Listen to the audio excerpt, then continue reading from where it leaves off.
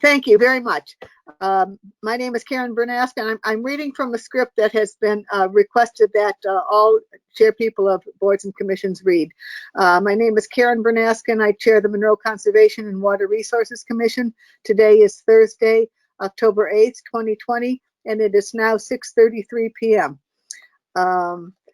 I would be, the first order of business is to confirm that we have members of staff who are present. So I will read, when I say your name, please acknowledge that you are here. Members: Thomas. Here. Giancastro. Here. Driscoll. Here. Vinnie Infante. Are there any town staff people who are in attendance? Kat Stadenko, assistant to the first selectman. Thank you very much. I do declare at this time that we do have a quorum. A copy of the agenda has been posted on the town's website and can be seen at www.monroect.org. This is a public meeting being conducted remotely in compliance with Section 1 of Governor Lamont's Executive Order Number 78, dated March 14th, 2020, using GoToMeeting electronic conferencing technology. Using this technology, the public shall participate in real time in this meeting via computer, tablet, smartphone, or telephone, using the access information set forth on the meeting agenda. Please be advised that each meeting has unique participation information, so please be sure that you have accessed the correct meeting. Notice is hereby given that only 250 participants may access this remote electronic public meeting at any time. Access to this meeting using the technology is granted solely by the technology provider on first access basis and is not controlled by the town of Monroe. While it is anticipated that we will not exceed this the participant limit for this meeting, should it appear that we are approaching said limit so that any member of the public is denied access to this meeting, I will reserve the right to adjourn and continue the meeting at a later date using technology appropriate to ensure all members of the public can participate. Please take notice at the following regarding remote electronic public meetings: that this meeting is being conducted in real time, that this meeting is open to the public, that any member of the public may listen to or view this meeting anonymously, that this meeting is being recorded, and while we ask that you mute your microphones unless recognized to speak, that anything you say, do, or is displayed on your screen may become part of the recording, that this recording shall be posted to the town's website within 7 days, that the recording shall be made available to the public within a reasonable time in town hall or upon written request. This meeting shall follow standard parliamentary procedures.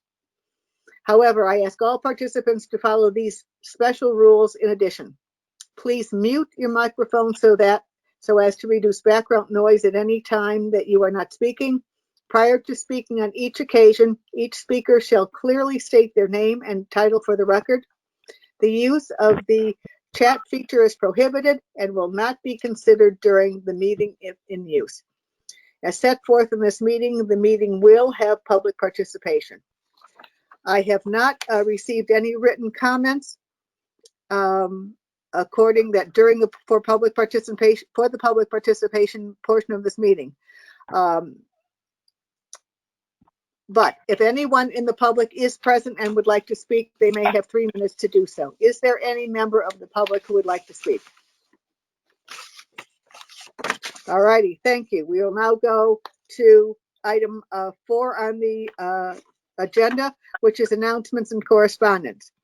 The first item is the CLCC conference on October 17th, 2020. And just to let you know, I have spoken, in addition to getting the electronic communication from Amy Patterson, the executive director of CLCC, I've told her that it is unlikely that we will have 2 members attend. We had been registered for 2 people to attend the March conference that was canceled because of the pandemic. We cannot hold our, and she has held our registration for 2 people. she will not hold it for the spring conference because she doesn't know what's going to happen in the spring. Ideally, if we could get 2 people to go, it would be, that is the best. If not, she will issue a refund to the town if we have 1 go or none go. So I guess at this time I'm asking if any of the 3 of you on the line are interested or are able to attend, participate in the October 17th virtual CLCC conference. Any takers?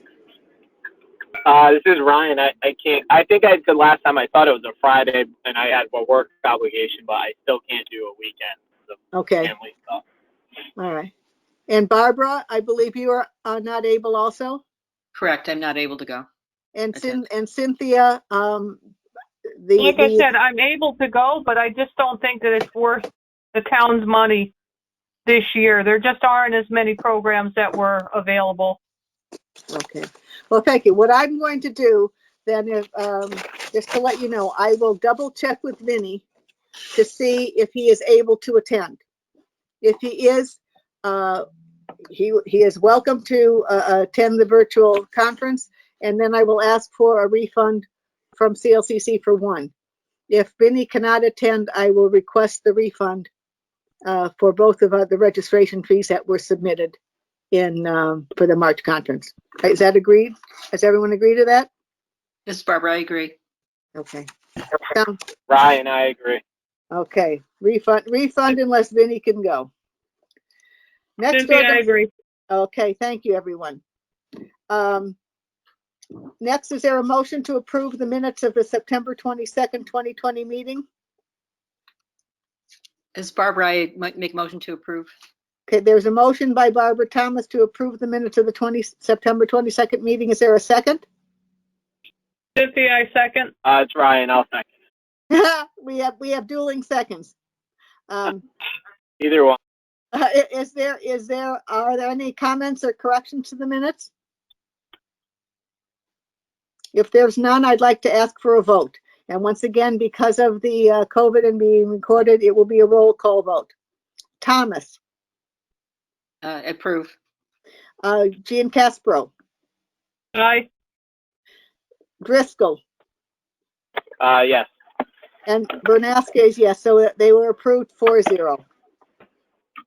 Next on the agenda are updates, board and commission reports. Are there any board and commission reports that we need to bring forward, other than the fact that we will be speaking on the Inland Wetlands Commission later on, and we also will be speaking on the land use application, the for P&Z. Any other board and commission? Finance, council? This is Barbara. No, I have none for Ryan. Okay. The POCD review committee.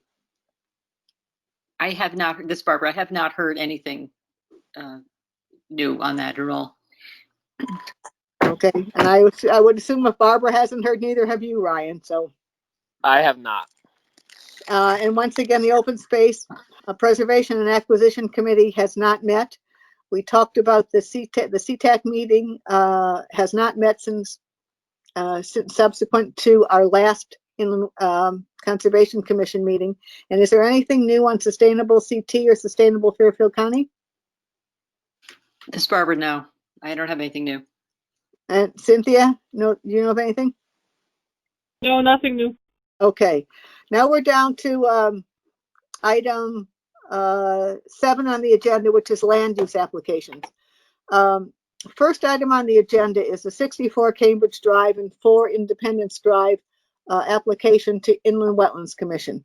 And this is just an update. And I will tell you what I know, and then if anyone else can supplement my information, please do. My understanding is that the applicant, Mr. Karp, has appealed the decision of the Zoning Board of Appeals. The Zoning Board of Appeals upheld the Planning and Zoning Commission cease and desist order on the property. That, as I just said, the applicant is now appealing that, so that is gone to court. First thing. Second thing is that on this application is that the Inland Wetlands Commission, I don't want to say followed our advice, but it concurred with not only what we had recommended and what many others had recommended, and agreed at their last meeting to hire an independent consultant, a hydrogeologist, soil scientist, to look at all of the information and the data that has been presented to the commission on this application. Currently, the town staff has solicited information or proposals from consultants and for a scope of work and a cost estimate on what services will be provided and how much they will cost. And once all that information is compiled, the Inland Wetlands Commission will hold a special meeting to choose a consultant and then move forward with hiring a consultant. This consultant will be paid for by the applicant. So that's what I know right now. The Inland Wetland Commission, the public hearing on this application remains open, and it will be, their hearing is again next Wednesday night, the 14th.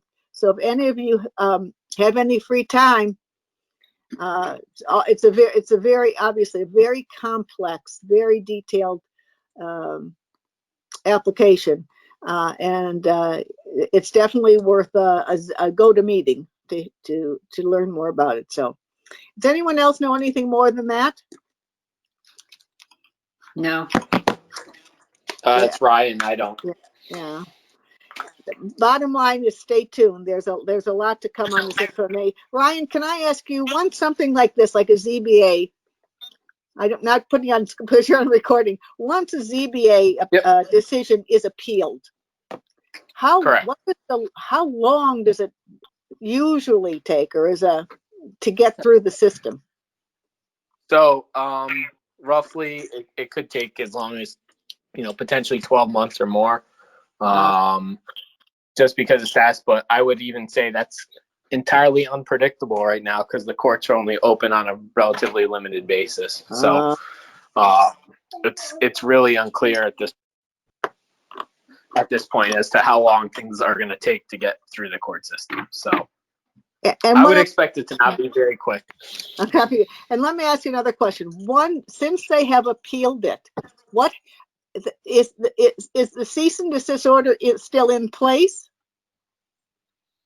I don't know how, not knowing precisely what happened and what the appeal says, I wouldn't be able to say for sure, but I can find out. Well, no, I was just curious. I think in general, the cease and desist said to cease any further operations.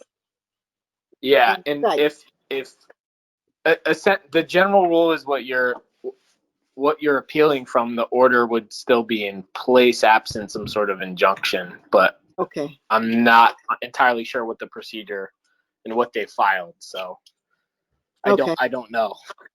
All righty. Well, all I can say on this is stay tuned. It's been going on for a while, and I don't know when when there will be a decision. Now, can Inland Wetlands act on this, Ryan? Well, I think the appeal to the Superior Court effectively stays any further action at this point, absent them getting approval from the court. Okay. To move forward. Okay. Thanks. Obviously don't ask me any questions, but Barbara or Cynthia, do you have any other questions of Ryan? Yes, Barbara. No, I don't have any questions. Okay. No questions. Okay, fine.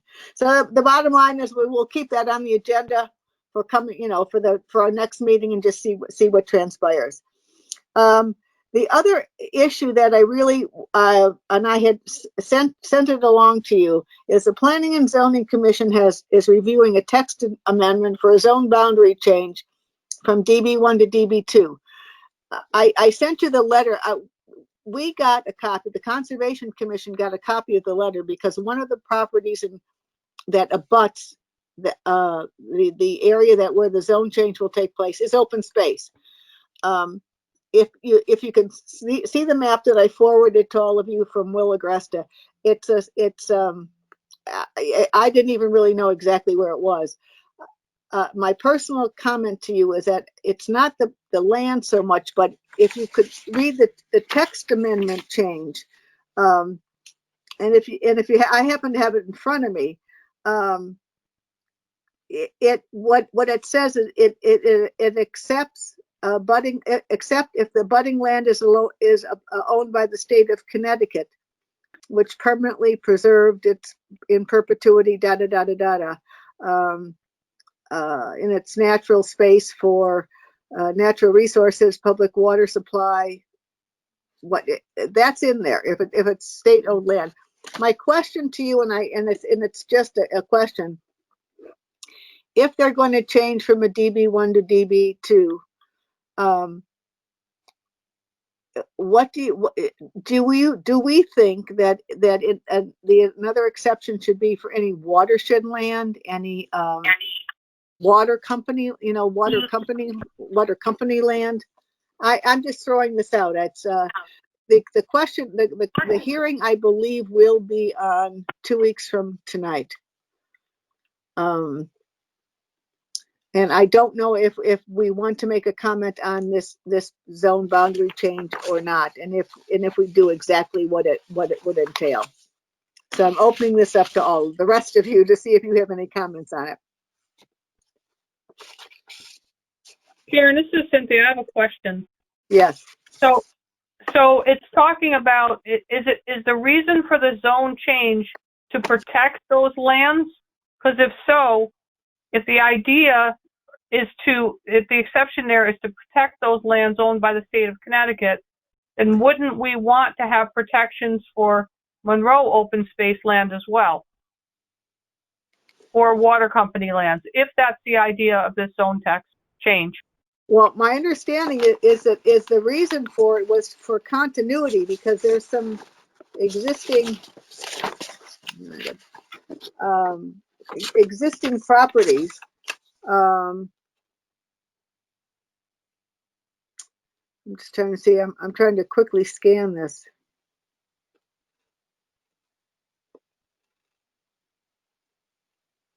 Are you talking about the one like Chuck's Corner and all that? Yeah, that's the one. It's Main Street. Yes. Right. Where they have a whole list: 150, 155 Main Street, all that down to 200. Yeah. Well, yes. That's primarily where it was. To be very honest with you, if you look at our parcel, I didn't even quite know where it is. That's why I asked Will to send a better map here. I don't know if I like I said, I'm questioning it. I don't know if we want, I mean, additional protections for the town land or even watershed land, water company land. Probably watershed land. Like I said, I'm not that familiar with this to to make a determination. It was a question to you, and I didn't want you to, because this was initially mailed to my house. That's why I sent it to you, so you all knew what they were doing. And we will get, if you read the letter, we will get a notice of the hearing when it's up. Maybe there'll be some more information on that. The problem is I believe it's going to be, or initially it was going to be set for 2 weeks from tonight, and so we will not have another meeting before then. So I'm open to comments from all of you.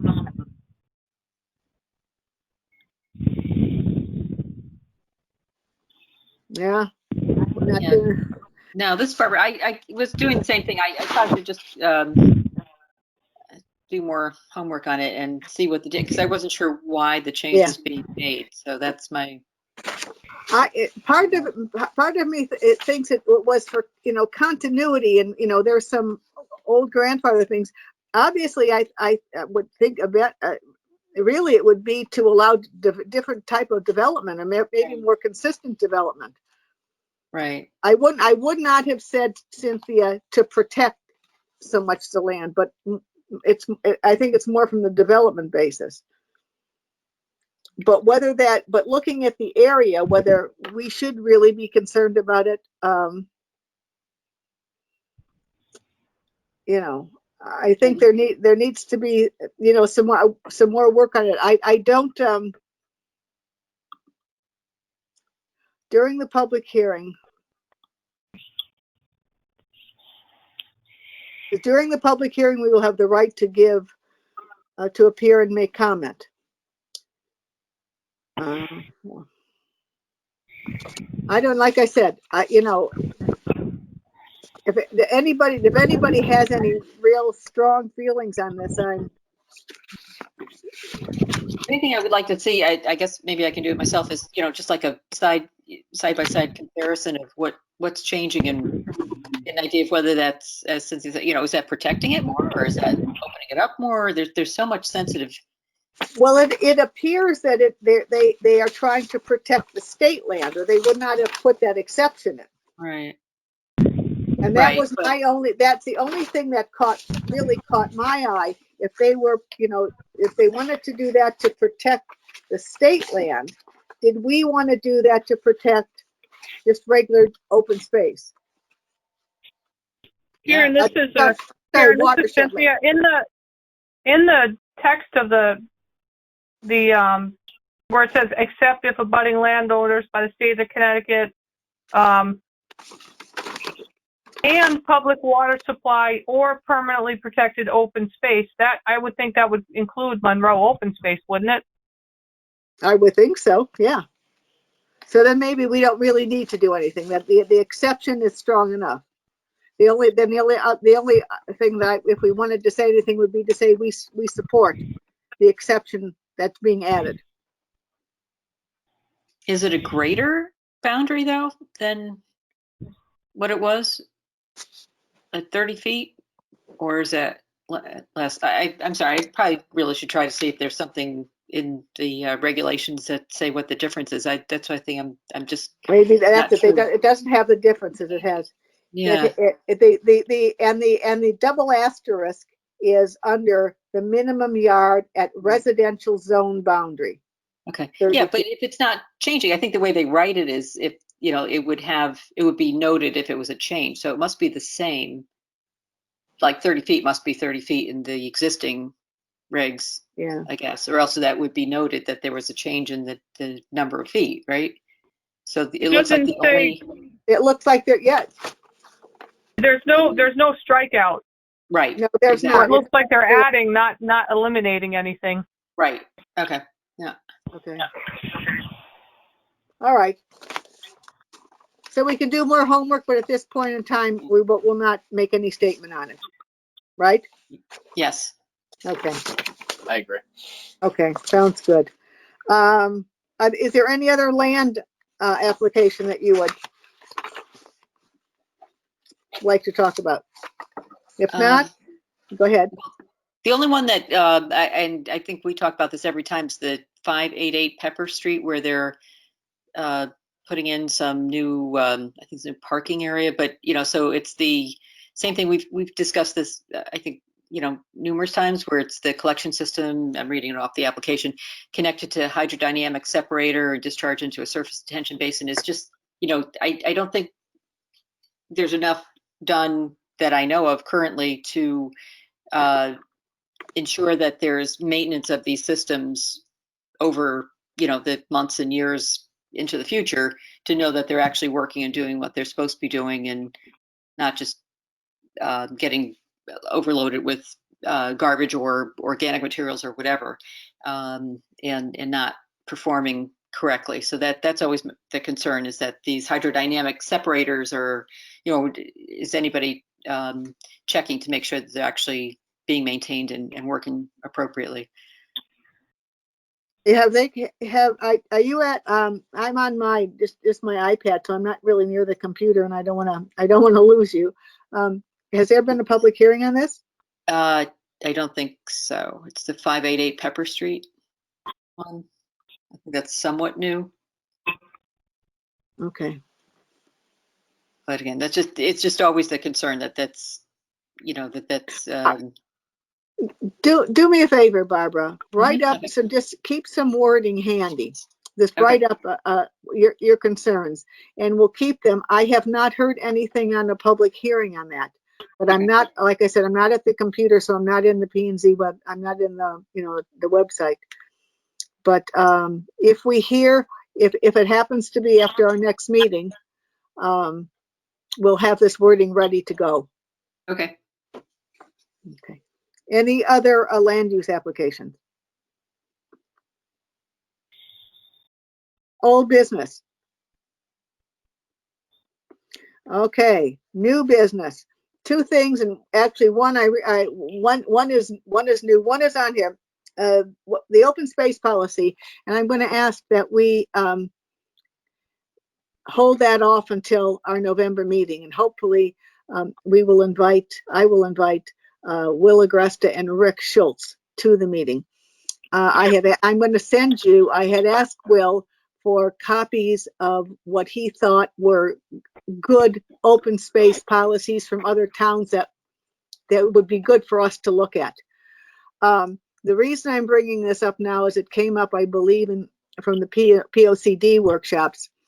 When the former first selectman was in office, he gave the Conservation Commission a charge to do quite a few things, and one of them was to develop an open space policy. The inventory of lands, the GIS, the GIS is being done by MetroCog, but the town really does not have a freestanding open space policy. I'm fully aware that I don't think we as volunteers can do it. We would need some professional help with it, but we have been asked to put forward some recommendations on one. So I will send around the various links, and by what I got from Will was about 10 different things to look at, for us to look at, and then invite Will and Rick to our November meeting to see if we can get some guidance and exactly what they would like from us. I'm certain, I hope it is not, it can't be the writing of this policy, but I think if we have some general guidelines, such as we did when developing the criteria, which was like a 3-page document that is now on the website and the town uses, would be helpful to whomever is going to write this policy. But I would like to have some input into it, and that is our charge now, that we are responsible for doing this. So unless you have anything you'd like to do tonight, I would like to hold this off until the November meeting. No. Yes, Barbara, I agree. Okay. It's Ryan. I'm fine with that. Okay. The other thing I would like to talk about, and then briefly, because we're doing well, and I once again I thank Kat Sinenko tremendously for being on this call, and for opening it up and recording it. I sent around some information because it also came to my attention that the town will be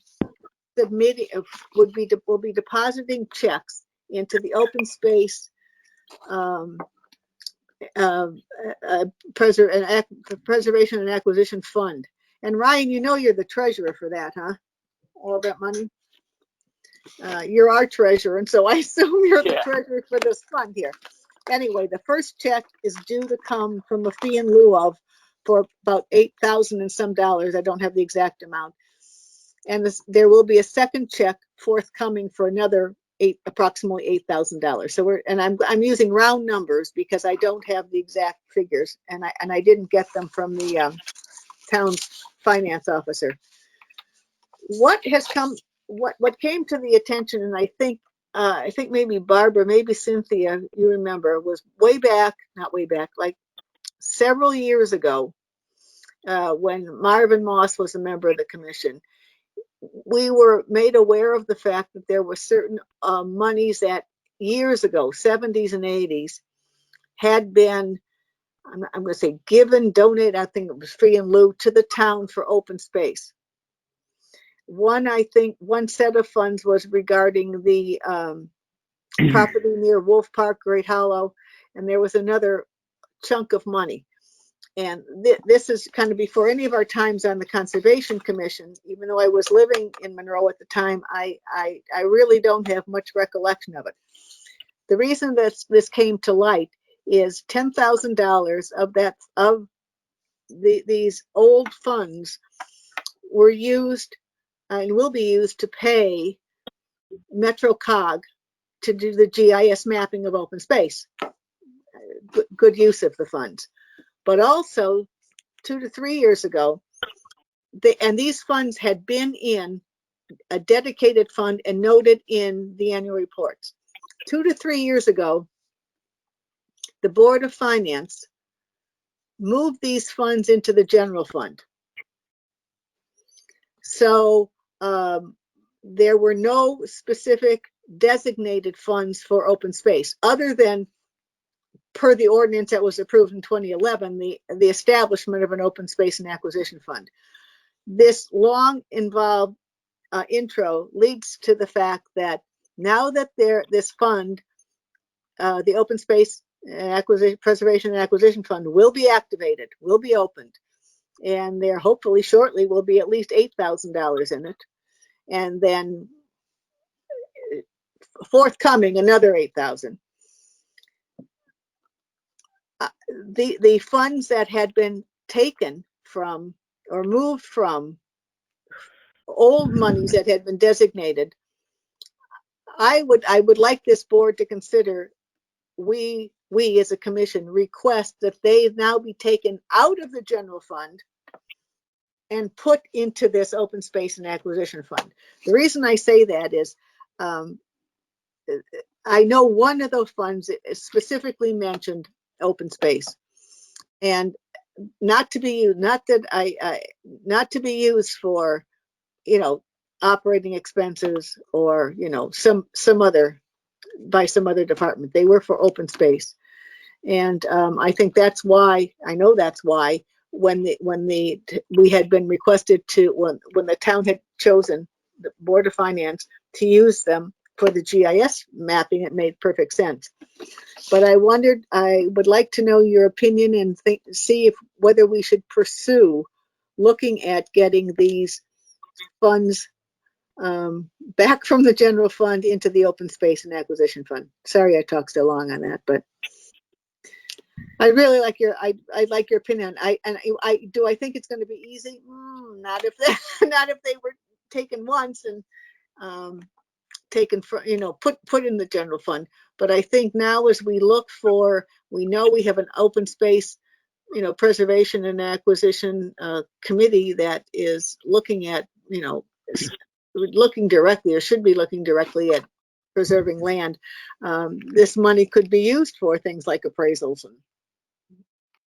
Yeah. So, go ahead. Yeah, I agree with you that this is Barbara. I agree that, we should ask for that. I don't know how it was set up originally and why it was put into the general fund, but it seems appropriate that that money would come back into what it was designated for, even if it was a couple decades ago.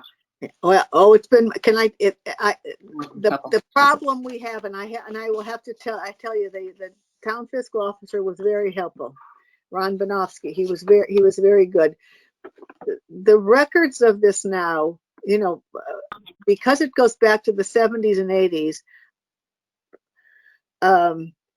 these are probably in some box in the basement somewhere. I don't know where they store stuff anymore, but it's not. These are not digitized. We can't zip-de-doo in and find out how much was there. I would hope that there was something, if they would go back, in order for Ron to even know that these funds existed. He did go back to some hard copy annual reports. But I would like to move this forward. I'm not. I don't think it's just simple as saying, in order for it would do it, we would need first selectmen, town council, and Board of Finance approval, and then we would need specific dollar amounts, and that will take somebody some time and effort to get the numbers. But I think the principle is there, that if these funds were, even at one time in the 70s, and I'm going to use the word given because I don't know, there's no fee in lieu of program then. I don't exactly know how this was done, but if they were given under the auspices, and one literally said open space, for open space, but very broad, I think they should be put back into the fund that is now being activated and opened with the fee in lieu money. So Barbara agrees. How about you, Cynthia? Yes, if the money was designated for open space, it should go back into the open space fund. Okay, so to pursue it. Ryan? Yes. Yeah, I agree as well. Okay. Is it just a question? Was there, other than the fact that it hadn't been used, was there some justification for moving the money back into the general fund? I think, I don't know this for a fact, but I think it was just kind of to clean up the books. It had been sitting there for decades, not having been used. Okay. And so, they just cleaned it up and put it in. And, this is no offense to anyone, but you're always looking for monies to go into the general fund to help, if needed, to offset any tax increase. Right. So, like I said, I think that's why it was done. And there has to be some record of it that I don't have. So what I will do, knowing that, is I will go back to the finance officer and say, we would like to pursue this. What am I going to need, or what are you going to? And by the way, this gentleman is now not only the town fiscal officer but the Board of Education. So he has a lot on his plate. But I think if this is not going to happen overnight, but I would like to get from him, exactly what do we need? Are we going to need the numbers? Are we going to need the dates? Are we going to need, the resolutions? None of which we have, that would have to be supplied to us by staff at the town hall. And then once we get that, it has to go to the first selectman, and he would have to recommend it to the Board of Finance and the town council. So, okay, I will pursue it. I will find out what we have to do and see if we can get this ball rolling. Because it would be nice to have, in my mind, a cushion for that when we do look at lands, or if we do look at a parcel of property that we may want to apply for a state grant, where we need appraisals in order to apply, that we would have some fund to go to, to use that money. So, all righty, that's it. Anything else? Any other? And so that also will stay along. Yes, go ahead. That will stay on the agenda for the next meeting. We will have the open space policy. We will have the open space fund update. We will have 64 Cambridge Drive and 4 Independence and the 588 Pepper Street on the agenda for the next meeting. Is there anything else? This is Ryan, not from me. Yeah. No?